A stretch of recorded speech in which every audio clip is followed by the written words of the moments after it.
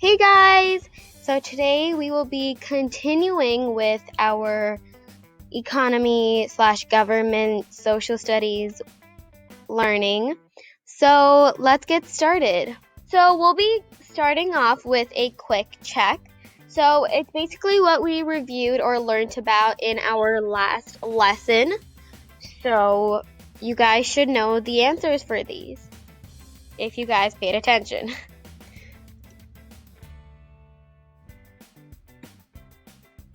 Wendy's restaurant has to have the government health inspector check to make sure there are no bugs in the French fries they are selling. Wendy's gets to decide what price to sell the fries for. What type of economy is this? So if the government health inspector is checking and Wendy's gets to decide what price to sell them for, it's got to be what type of economy?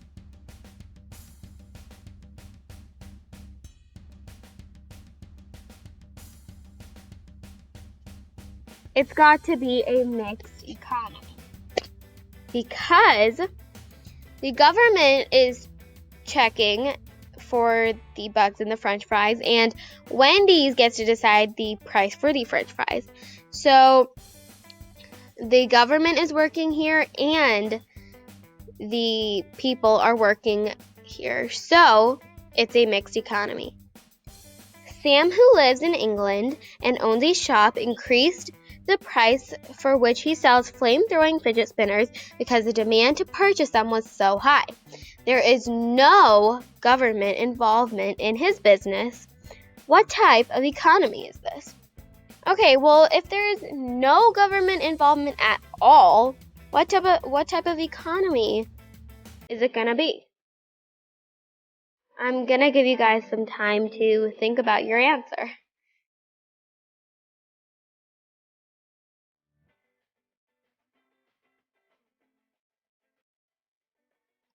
It is a market economy because there is no government involvement at all and only the people are choosing the purchase or choosing the price. Sorry. So Sam chose the price for the flame-throwing fidget spinners and government wasn't involved at all, so it has to be a market economy. Next question. In Zambia, a goat owner trades the milk produced by the goat for 5 pumpkins. What type of economy is this? So they never talked about money here. So if there is no money, what type of economy does it have to be?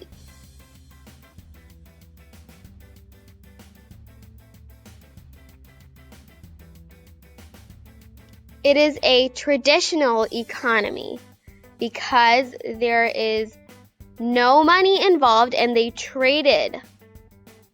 So a goat owner, he traded milk produced by the goats and he got 5 pumpkins. So they traded. So it's a traditional economy. Last question.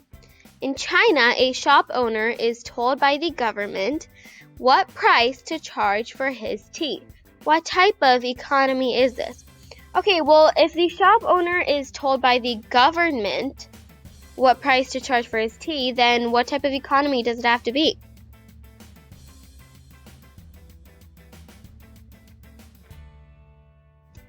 It has to be a command economy because the government is telling the shop owner what price to charge for his tea. The shop owner isn't deciding on himself. So it is a command economy. So we are going to be doing it in economics Mad Libs. So before we move on, these are words that you need to know. So capital goods, things like bookshelf and technology. And then a human capital, well, one example is education. So now we can move on to the economics Mad Libs.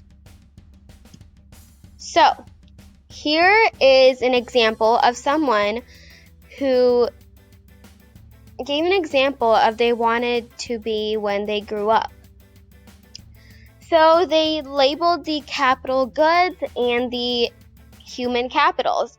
So I believe they wanted to be a marine biologist. So here they put notes over here. Here capital goods.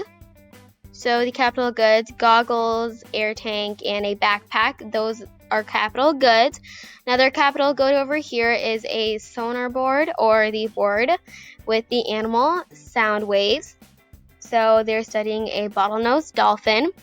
And over here is a human capital because it's their degree in marine biology. So it is a human capital and it is education. So now you should understand the difference between capital goods and human capitals.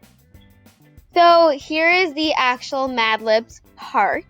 So the person said that their dream job was a marine biologist. So my dream job is a marine biologist. In order to do this, I will need at least 4 to 10 years in college to receive a degree and get a PhD. So that is a human capital because they're talking about education. Before becoming a marine biologist, I will need a bachelor's degree, which will take about 4 years.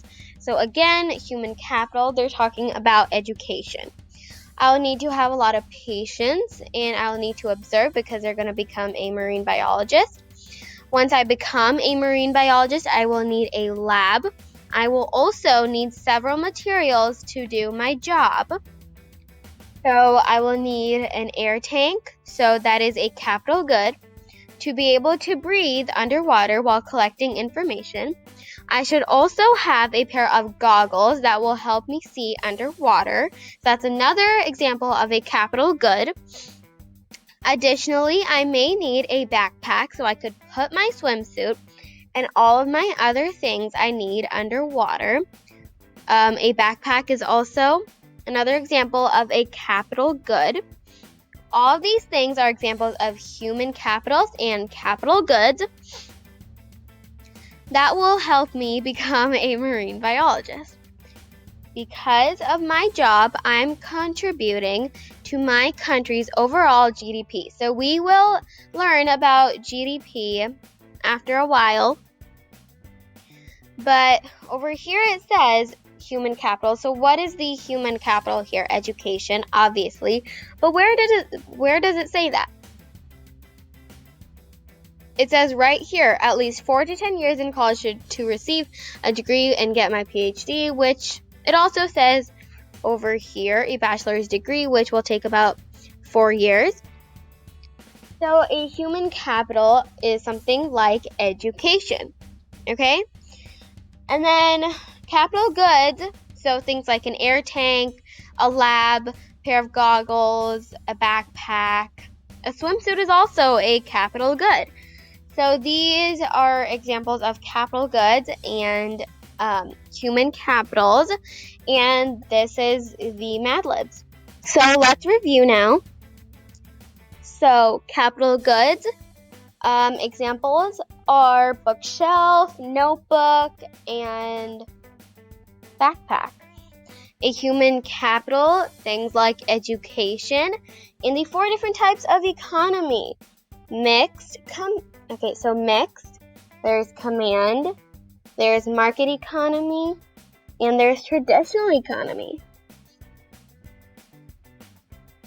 So comment down below if you understand the 4 different types of economies now, and if you also understand the capital goods and human capitals. There will be a PDF or a worksheet in the description box just in case anyone wants any extra practice. There will also be a question of the day about 4 different types of economies, capital goods, human capitals, and the very first person to answer will get a heart and will get pinned and will get a shout out in my next video.